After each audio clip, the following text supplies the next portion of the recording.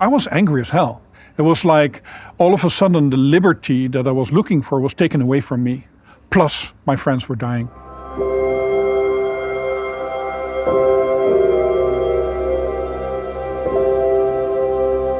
I grew up in the Netherlands.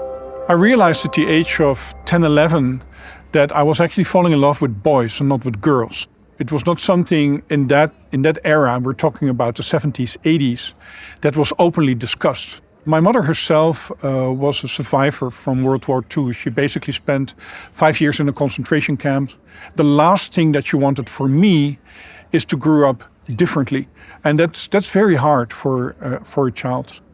At the age of 19, when I started to study, all of a sudden I realized I had sexual power. It was fun, but for a very short time, because we're now talking 1984, 1985. And within, I would say, half a year to a year, the first news messages were showing up of men getting ill. It was AIDS, like many of my other friends would develop in the years after. I was angry not only because immediately we started seeing people 25, 27, 30 years old getting seriously ill and dying, but I was also angry because after so many years of shame about who I was finally living in a context of liberty, and all of a sudden you had this disease. And so there was all this fear, and it was half a year after me coming out. A couple of years into the epidemic, that's when it was confirmed that I had indeed become HIV positive, which at that time and that year was still a death sentence. It's one of those situations where you realize that you messed up. I didn't dare to tell anybody, not even my gay friends.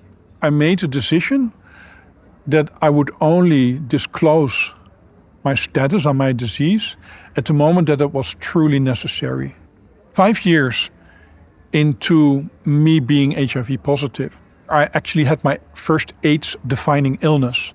And I decided to keep to my promise in a certain way that I would inform my parents, my brother, and my closest friends that I was becoming ill. And I went to my mother's house and I sat down with her and I said, I have some bad news to tell you. What I can remember from that discussion is that it was heavy and there were lots of silence.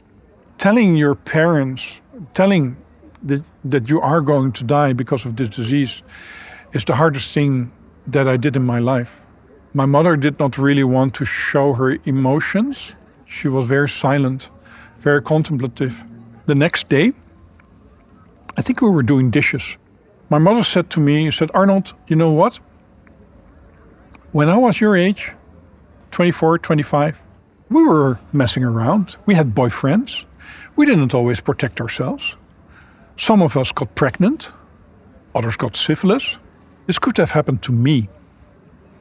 I was expecting a type of judgment.